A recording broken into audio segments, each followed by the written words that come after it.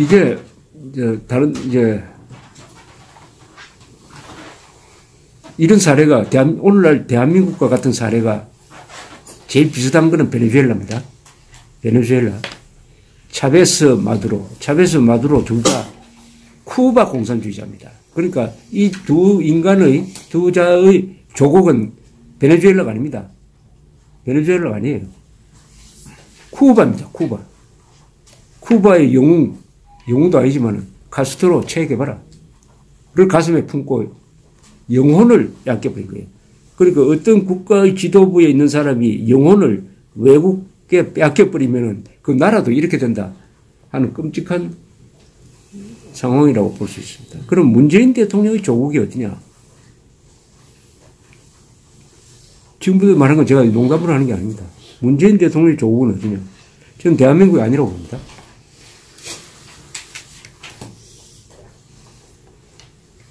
제일 중요한 게 대한민국의 건국에 대한 시각이죠. 아까 대한민국의 1948년 대한민국은 친일 부역배에 의해서 만들어졌다고 했어요. 그러니까 대한민국을 지금 1948년의 대한민국을 저주한다는 거죠. 그 대한민국이 바로 자유민주주의 시장경제입니다. 반공자유민주주의죠. 그래서 작년에 건국 70주년을 거창하게 행사했어야 될 텐데 안 했잖아요. 생일을 지웠잖아요. 대한민국을 국가로 인정 안 한다는 이야기거든요. 또 대한민국 역사박물관장에 임명된 사람이 주모라는 교수인데 이 사람은 어떤 사람이냐?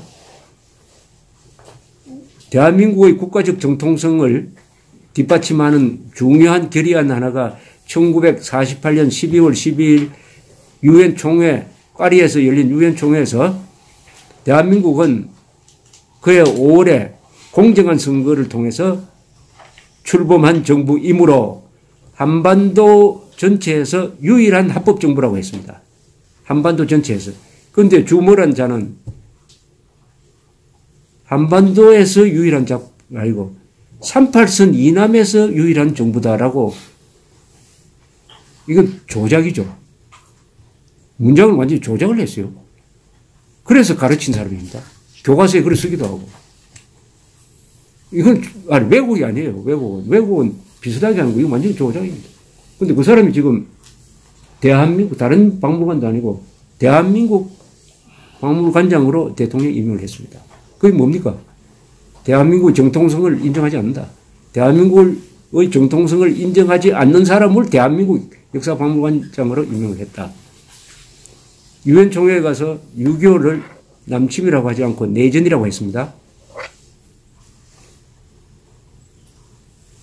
지금 무슨 5.18 이거 법 만든다는 사람들 그 기준으로 하면은 6.25를 남침이라 하지 않고 내전이라고 하면은 처벌해야 되는 거 아닙니까? 형사처벌을 해야 되는 거 아닙니까? 그리고 작년 9월 19일 평양 5.1 경기장에 가서 문재인 대통령은 자신을 소개하면서 남쪽 대통령이라 했어요. 그게 실수로 나왔다고 생각합니까? 남쪽 대통령, 남쪽 뭐라고 쓴 사람 또 한 사람 있습니다. 기억나시는지 모르겠는데 2012년 12월 초에 대통령 후보 TV 토론회 할 때 통진당 이정희 후보가 남쪽 정부 하다가 아차 잘못했다 해가지고 대한민국 정부 이렇게 말 바꾸다가 혼난 적이 있습니다. 남쪽 대통령 하면서 김정은을 뭐라고 불렀느냐? 김정은 국무위원장이라고 했어요. 대한민국에서 나라 국자를 쓸 수 있는 것은 헌법으로 대한민국밖에 없습니다. 북한을 나라 국자로 불러주면 안 되잖아요. 그런데 같은 문장에서 나는 남쪽 대통령이고 김정은은 국무위원장이다. 남쪽은 지방이죠. 북은 한반도 전체를 한다고 봐야 되는 건 그러면 김정은이가 유일한 정통 있는 국가는 조선민주주의 인민공화국이고 나는 정통성이 없는 남쪽 대통령이다. 그러니까 아까 제가 말씀드린 이런 말이 자연스럽게 나온 거 아니겠습니까? 친일 세력이 해방되고 난 이후에도 여전히 떵떵거리고 독재 군부 세력과 안보를 빙자한 사이비 보수 세력은 민주화 이후에도 우리 사회를 계속 지배해 나가고 그때그때 화장만 바꾸는 겁니다. 친일에서 반공으로 또는 산업화 세력으로 지역주의를 이용한 보수라는 이름으로 이것이 정말 위선적인 허위의 세력들이거든요. 그럼 문재인 대통령의 조국은 대한민국이 아니죠. 문재인 대통령의 조국은 대한민국이 아닙니다. 대한민국은 증거를 찾을 수가 없어요. 그런 게 나오면은 제가 제일 먼저 기사를 쓰고 싶어요. 국민들 안심하라고.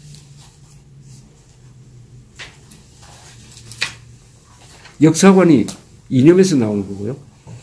이념, 역사관, 가치관, 이것은 한 인간의 인격을 이루는 것이기 때문에 이거 잘 안 바뀝니다. 잘 안 바뀝니다. 더구나 나이가 60, 70대 가지고 인격이 바뀌겠어요? 가치관이 바뀌겠습니까? 드물게 바뀌는 경우가 있습니다. 박정희처럼 한때 남로당의 포섭이 됐다가 요즘 14년대 반란사건 이후에 붙들려 들어가가지고 고문을 받으면서, 정기 고문 받으면서 죽을래 살래? 이렇게 되니까 사는 쪽을 선택하는 거 아닙니까? 그럼 자기 조직 다 이야기하고 그래서 전향한 거죠. 그때 만약 구속이 안 됐으면 어떻게 되겠습니까? 6.25 때 아마 월북했을지 모르죠. 구속이 됐고, 그 다음 또 백선엽 장군이 살려줬고, 이런 경험이 있어야 그 이념에서 벗어나는 거지. 설득에 의해서 벗어나진 않을 거라고 생각합니다. 페테르부르크에 가면은 에르미타주 미술관이 있습니다. 세계에서 제일 크다고 그러죠. 그걸 만든 사람은 에카테리나 2세란 여자 황제입니다. 러시아에서 뒤에 더 그레이트란 칭호가 붙는 사람이 두 사람입니다. 피터 더 그레이트, 영어로 이야기합니다. 피터 더 그레이트, 캐서린 더 그레이트. 캐서린이 에카테리나라는 뜻인데 영어로 표기고, 이 사람 남편이 뾰트르 3세인데 뾰트르 3세라는 사람은 피터 대제의 그러니까 외손자였습니다. 외손자.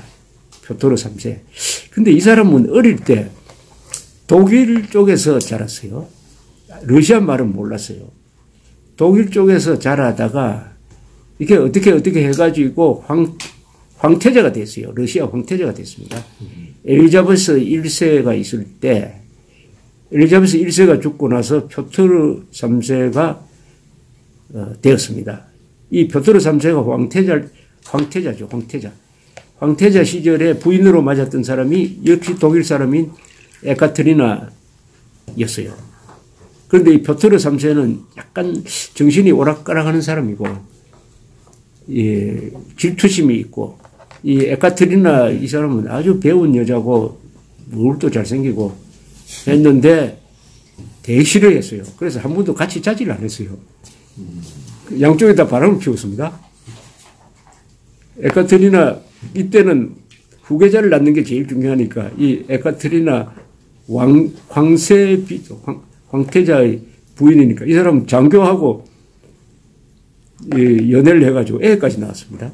그 다 러시아 왕실에서는 다 허용됐다. 그런데 이 뾰트르 3세가 황제가 됐을 때 유럽에서 무슨 전쟁이 벌어지고 있었냐 하면 7년 전쟁이 벌어지고 있었어요. 7년 전쟁은 1차 세계대전 전에 있었던 최초의 세계대전이라고 합니다. 7년 전쟁에서는 한쪽은 오스트리아, 합스부르크 오스트리아, 그 다음에 다른 쪽은 프러시아, 이 두 개가 싸운 전쟁입니다. 서로 그 영토 영유권을 가지고. 그런데 유럽의 나라들이 다 양쪽으로 줄을 섰어요. 합스부르크, 오스트리아 쪽으로 줄 선 나라가 프랑스, 그 다음에 러시아, 큰 나라만 하고, 그 다음에 프러시아 편에 선 나라가 영국이었어요. 예. 인도에서도 전쟁을 하는데 인도에서는 주로 식민지를 놓고 프랑스하고 영국이 싸우고, 미국에서는 또 프랑스하고 영국이 또 싸웁니다. 이 세계전쟁으로 바뀌었어요. 근데 마지막에 가면 어떻게 되냐면 프러시아의 프리드리히 2세가 아주 위대한 영주인데 이 사람이 결국 코나로 몰립니다. 베를린이 막 점령되고 이래요. 조금만 더 밀어붙이면 항복할 준비를 하고 있습니다, 지금. 그런데 러시아의 황제가 바뀌었습니다. 표트르 3세. 이 사람은 어릴 때, 자랄 때부터 자기가 가장 존경하는 사람이 프리드리히 2세였어요. 독일 말도 하고, 러시아를 싫어하고, 프러시아를 좋아해요. 딱 황제가 되자마자 동맹국을 바꿔버립니다. 오스트리아와의 동맹을 파기하고, 프러시아와 동맹을 맺어버려요. 그래가지고, 프러시아를 압박하고 있던 러시아 군대를 프러시아 군대 밑으로 넣어버립니다. 당신이 지휘하라고. 적군한테 군대를 넘겨줍니다. 적군한테 군대를 넘겨줘요. 그래가지고 졸지에 망하기 직전에 프레데릭 2세가 살아납니다. 그 유명한, 역사에서 유명한 사건입니다, 이게. 브란덴부르크의 기적이라고 해요. 히틀러가 1945년 4월 그 지하 방카에서 몰래 있을 때 이 사람이 프레데릭 2세 숭배자인데 자기한테도 이런 기적이 있기를 바랐어요. 그러다가 프랭클린 루즈벨트 대통령이 죽어요. 그러니까 야 똑같은 찬수가 온다고 이렇게 즐거워했다는 기록이 있습니다. 그런데 이렇게 되니까 어떻게 되냐. 프러시아는 살고 프랑스는 완전히 식민지 다 뺏겨버리고 러시아 군인들은 완전히 다 이긴 전쟁을 놓치고 하니까 장교들이 부글부글합니다. 러시아 장교들이. 이게 뭐냐고. 다 이긴 전쟁을 이룰 수가 있냐. 망치. 근데 이것을 이 정도 끝냈으면 됐을 텐데. 그 다음에 이 표트르 3세가 그 다음부터 뭘 하느냐. 러시아 군인들의 장교 복장을 바꿔요. 복장을 프러시아 군대식으로 바꿔버립니다. 그리고 완전히 프러시아 군대를 흠모하는 사람이 되어버립니다. 그러니까 한 번 더 화가 나는 거죠. 그러다가 또 전쟁을 하나 더 해요. 덴마크와 전쟁을 하고 쓸데없는 전쟁을 하기 위해서 군대를 동원해가지고 페테르부르크를 비워가지고 출전한 사이에 그 부인하고 장교들이 근위대 장교들이 손을 잡고 쿠데타를 일으켜가지고 표트르 3세를 잡아 죽입니다. 며칠 뒤에 죽여요. 그 다음에 에카테리나가 황제로 추대돼가지고 30몇 년 동안 아주 러시아를 발전시키는 영명한 군주가 되는데 제가 왜 표트르 3세 이야기를 하냐. 차베스나 문재인 대통령하고 비슷한지 모르십니까? 적을 좋아하는 조국을 싫어하는 겁니다. 표트르 3세도 러시아에 대해서는 아무런 애정이 없던 사람. 러시아 말 자체를 몰라요. 또 러시아의 종교, 정교, 러시아 정교도 싫어하고 개신교로 바꾸려고 그러기도 하고. 그랬을 때 무슨 일이 일어나느냐 하는 것이 여러 가지 역사적 상상을 하도록 만들지 않을까 이렇게 생각을 해봤습니다. 지금까지 이야기한 게 1시간 11분 이야기했습니다. 그 정도 이야기하고 나중에 질문 받겠습니다. 감사합니다.